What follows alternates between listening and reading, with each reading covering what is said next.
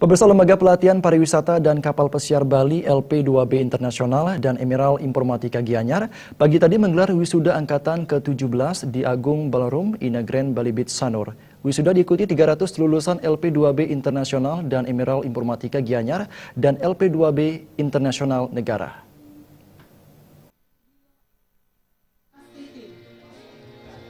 Para mahasiswa LP2B Internasional dan Emerald Informatika Gianyar yang diwisuda Senin pagi tadi, sejatinya telah berhasil menjalankan serangkaian studinya di kampus sesuai dengan ketentuan peraturan akademik yang telah ditetapkan pihak LP2B Internasional dan Emerald Informatika Gianyar itu sendiri.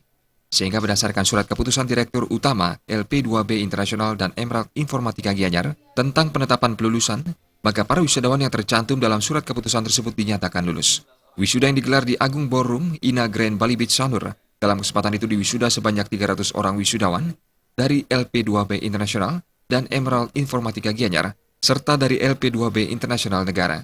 Direktur Utama LP2B Internasional dan Emerald Informatika Gianyar, Dede Aribawa menyatakan, lulusan diharapkan mampu mandiri dan dapat mengembangkan program-program yang sudah mereka dapatkan, baik di sektor pariwisata maupun di bidang informatika yang ada di kampus, sehingga ke depannya mampu menjadi SDM yang siap menghadapi tantangan.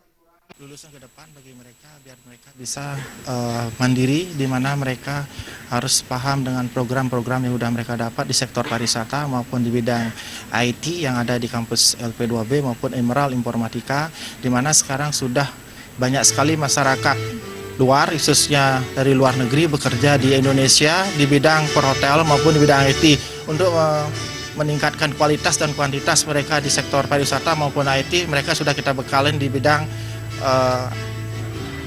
dari Badan Sertifikasi Profesi untuk ikut uji kompetensi, di mana mereka sudah kami lakukan setiap tahun. Jadi mereka tamat dari LP2B maupun Emerald Informatika, mereka sudah memiliki sertifikat uji kompetensi yang dikeluarkan dari Badan Sertifikasi Profesi BNSP. Sementara itu, Kepala Dinas Tenaga Kerja dan Transmigrasi Kabupaten Gianyar, Gedewi Dharma Suharta menyampaikan ucapan selamat dan mengapresiasi setinggi-tingginya atas lulusnya para wisudawan.